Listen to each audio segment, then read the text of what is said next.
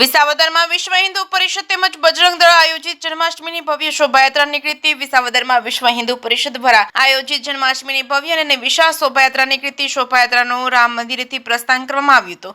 આ શોભાયાત્રા રામ મંદિરેથી શરૂ થઈ બસ સ્ટેશન, સરદાર પટેલ ચોક, મેન બજાર, કાનાબાર શેરી થઈને રામ મંદિરે પૂર્ણ થતી શોભાયાત્રા દરમિયાન જૂની બજાર, બસ સ્ટેશન ચોકમાં મટકી ફોડના કાર્યક્રમ યોજાયા હતા। શોભાયાત્રામાં વિસાવદરની ધર્મપ્રેમી જનતા હર્ષોલ્લાસ સાથે જોડાયા હતા અને મટકી ફોડના કાર્યક્રમમાં ઉત્સાહભેર ભાગ લીધો હતો। વિશાળ શોભાયાત્રામાં શહેરના વિવિધ યુવક મંડળ દ્વારા રાસ ગરબા લેવામાં આવ્યા હતા। શોભાયાત્રામાં ભાગ લીધેલ શોભાયાત્રા દરમિયાન સમગ્ર શહેર ગોકુળમય બની ગયું હતું। શોભાયાત્રામાં રાજકીય આગેવાનો તેમજ વિશ્વ હિન્દુ પરિષદના સભ્યો તેમજ બજરંગ દળના સભ્યો જોડાયા હતા। જેકે ગુજરાતી સાથે હરીશ મહેતા, વિસાવદર। આજરોજ વિસાવદર શહેરમાં વિસાવદર તાલુકા વિશ્વ હિન્દુ પરિષદ બજરંગ દળ દ્વારા ભગવાન શ્રી કૃષ્ણના જન્મોત્સવ નિમિત્તે ભવ્ય શોભાયાત્રા વિસાવદર શહેરના વિવિધ માર્ગો પર ફરેલ હતી।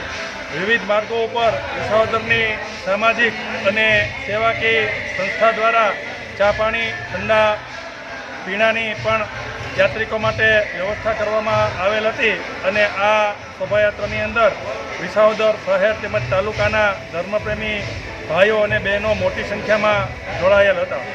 આજે વિસાવદર શહેરની અંદર ભગવાન શ્રી કૃષ્ણના પ્રાગટ્ય દિન નિમિત્તે વિસાવદર શહેરના રાજમાર્ગો ઉપર એક ભવ્યાતિ ભવ્ય શોભાયાત્રાનું આયોજન કરવામાં આવેલ હતું।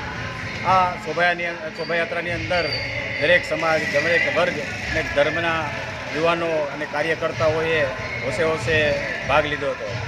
આ શોભાયાત્રા શહેરના રાજમાર્ગમાં પૂરી શરૂ થઈ અને રામજી મંદિર ચોકે આ શોભાયાત્રાનું પૂર્ણાહુતિ થઈ હતી।